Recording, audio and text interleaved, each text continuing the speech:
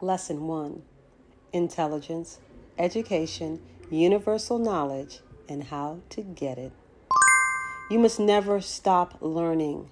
The world's greatest men and women were people who educated themselves outside of the university with all the knowledge that the university gives. And you have the opportunity of doing the same thing the university student does: read and study.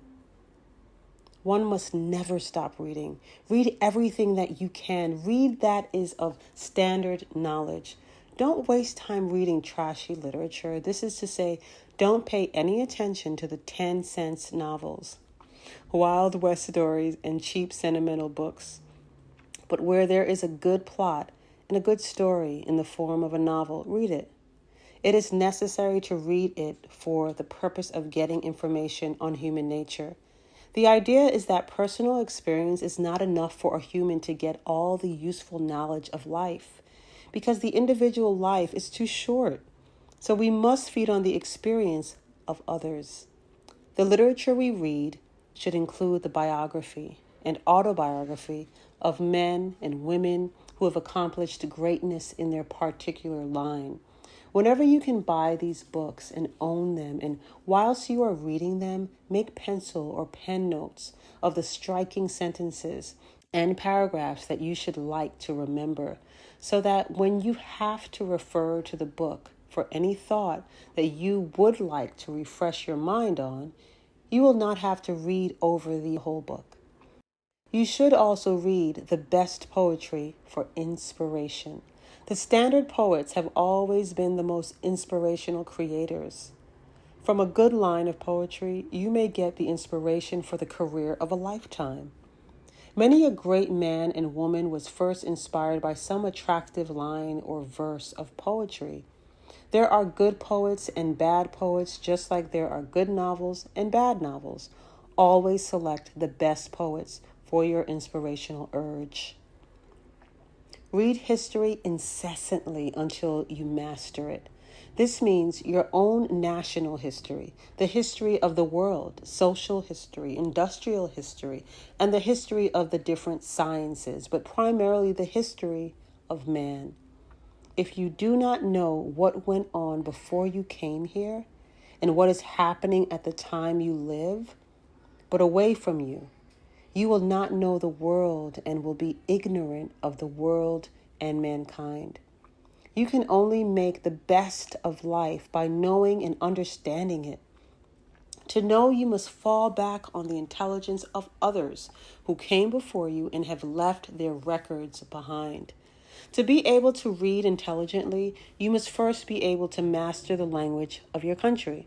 To do this, you must be well acquainted with its grammar and the science of it. Every 6 months, you should read over and over again the science of the language that you speak, so as to not forget its rules. People judge you by your writing and your speech. If you write badly and incorrectly, they become prejudiced toward your intelligence. And if you speak badly and incorrectly, those who hear you become disgusted and will not pay much attention to you, but in their hearts laugh after you. A leader who is to teach men and present any fact of truth to man must first be learned in his subject. Never write or speak on a subject you know nothing about, for there is always somebody who knows that particular subject to laugh at you or to ask you embarrassing questions that may make others laugh at you. You can know about any subject under the sun by reading about it. If you cannot buy the books outright and own them, go to your public circulating library in your district or town so as to get the use of those books. You should do that, as you may refer to them for information. You should read at least 4 hours a day.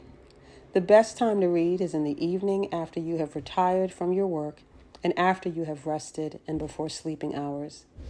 But do so before morning, so that during your sleeping hours, what you have read may become subconscious, that is to say, planted in your memory. Never go to bed without doing some reading. Never keep the constant company of anybody who doesn't know as much as you or is as educated as you, and from whom you cannot learn something or reciprocate your learning, especially if that person is illiterate or ignorant, because constant association with such a person will unconsciously cause you to drift into the peculiar culture of ignorance or ignorance of that person. Always try to associate with people from whom you can learn something. Contact with cultured persons and with books is the best companionship you can have and keep. By reading good books, you keep the company of the authors of the books or the subjects of the book when otherwise you could not meet them in the social contact of life. Never go down in intelligence to those who are below you, but if possible, help to lift them up to you, and always try to ascend to those who are above you and be their equal with the hope of being their master. Continue always in the application of the things you desire, educationally, culturally, or otherwise, and never give up until you reach the objective. And you can reach the objective if others have done so before you, proving by their doing that it is possible. In your desire to accomplish greatness, you must first decide in your own mind in what direction you desire to seek that greatness. And when you have so decided in your own mind, work unceasingly towards it. The particular thing that you may want should be before you all the time. And whatsoever it takes to get it or make it possible should be undertaken. Use your faculties and persuasion to achieve all you set your mind on. Try never to repeat yourself in any one discourse in saying the same thing over and over again, except you are making new points, because repetition is tiresome and it annoys those who hear the repetition. Therefore, try to possess as much universal knowledge as possible through reading so as to be free of repetition in trying to drive home a point. No one is ever too old to learn.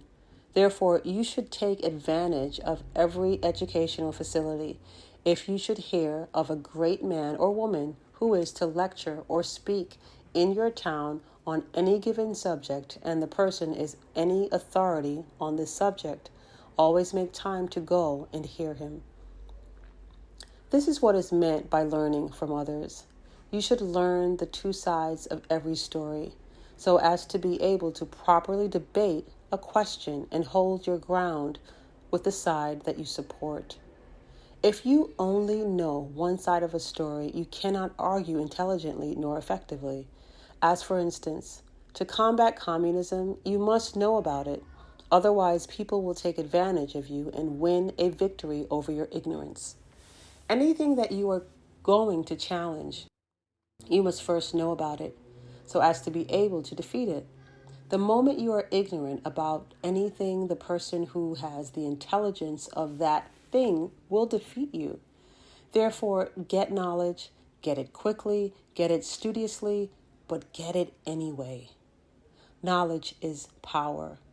When you know a thing and can hold your ground on that thing and win over your opponents on that thing, those who hear you learn to have confidence in you and will trust your ability.